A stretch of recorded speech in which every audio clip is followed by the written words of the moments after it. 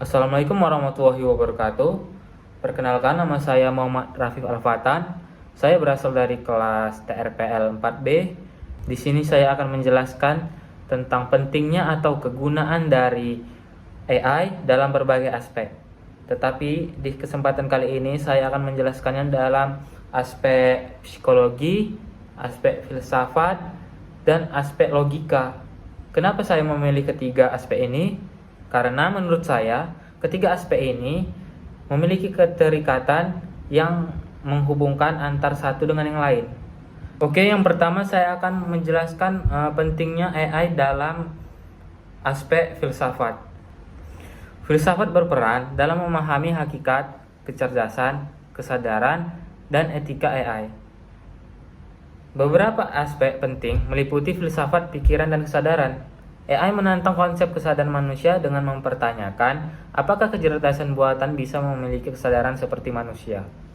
Contohnya, Turing Test yang dirancang oleh Alan Turing digunakan untuk menguji apakah mesin bisa meniru kecerdasan manusia. Lalu, dalam etika, AI menimbulkan dilema etis tentang tanggung jawab dan moralitas dalam penggunanya. Contohnya, dalam kendaraan otonom, AI harus mengambil keputusan etis dalam situasi darurat, misalnya memilih untuk menyelamatkan penumpang atau pejalan kaki. Lalu selanjutnya ada ontologi AI. AI mendorong pertanyaan tentang realitas dan keberadaan. Apakah AI hanya alat atau dapat berkembang menjadi entitas yang memiliki nilai moral? Kesimpulan dalam aspek filsafat ini yaitu AI memperkaya kajian filsafat dengan menantang konsep tradisional tentang kesadaran, kecerdasan, dan moralitas. Selanjutnya, ada pentingnya AI dalam logika. Logika merupakan dasar dari kecerdasan buatan, terutama dalam cara AI memproses informasi dan mengambil keputusan. Dalam logika formal dan sistem inferensi, AI menggunakan logika formal untuk membuat keputusan berdasarkan aturan tertentu. Contohnya, sistem pakar medis yang mendiagnosis penyakit berdasarkan gejala penggunaan aturan logika. Selanjutnya adalah pemodelan penalaran manusia.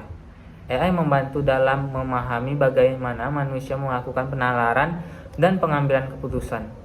Contohnya, algoritma machine learning yang belajar dari pola data untuk membuat keputusan yang logis. Selanjutnya, logika dalam pemrograman AI. Bahasa pemrograman seperti Prolog menggunakan logika untuk mengembangkan AI berbasis aturan. Contohnya, AI dalam game catur menggunakan logika untuk memprediksi langkah terbaik melawan lawan. Kesimpulan dalam aspek logika ini yaitu AI sangat bergantung pada logika dalam proses berpikirnya dan juga membantu dalam memahami serta memodelkan penalaran manusia. Jadi keduanya ini saling keterikatan atau saling bergantung. Lalu ada pentingnya AI dalam psikologi. AI berperan dalam memahami dan mensimulasikan proses kognitif manusia serta membantu dalam pengobatan gangguan mental. Yang pertama ada model kognitif dan simulasi pikiran. AI membantu meniru cara manusia berpikir dan memproses informasi. Contohnya, jaringan saraf tiruan didasarkan pada cara kerja otak manusia dalam belajar dan mengingat. Lalu, AI dalam terapi dan diagnostik psikologis. AI digunakan dalam deteksi dini gangguan mental melalui analisis perilaku dan pola bicara.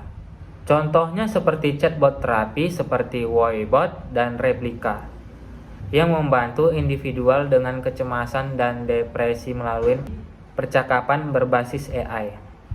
Selanjutnya AI dalam neuropsikologi. AI membantu dalam memahami struktur dan fungsi otak manusia dengan memproses data dari pemindaian otak.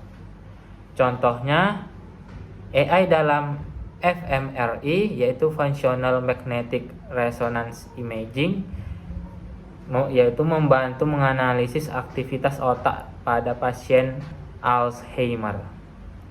Kesimpulannya, AI membantu memahami kognisi manusia, meningkatkan diagnosis gangguan mental, dan mempercepat penelitian psikologi.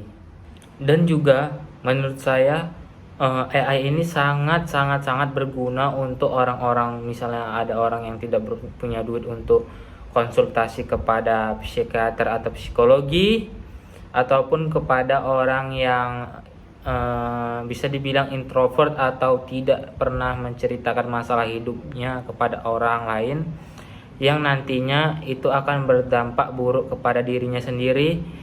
Mungkin banyak kasus orang bunuh diri juga gara-gara tidak ada tempat cerita atau memendam masalahnya sendiri, sehingga dia memutuskan untuk mengakhiri hidupnya. Mungkin dengan adanya AI untuk tempat cerita atau yang dianggapnya sebagai tempat curhat dia, yang bisa memberikan feedback atau masukan-masukan yang positif untuk dirinya sendiri. Karena selama saya menggunakan AI, saya tidak pernah diberikan saran-saran yang negatif. Pasti AI itu memberikan saran-saran yang positif atau saran-saran yang baik untuk diri kita sendiri. Sekian penjelasan saya tentang pentingnya penggunaan AI dalam kehidupan sehari-hari ataupun dalam aspek filsafat, aspek psikologis, dan aspek logika. Sekian dari saya Muhammad Rafif Arfatan mengakhiri ini. Wassalamualaikum warahmatullahi wabarakatuh.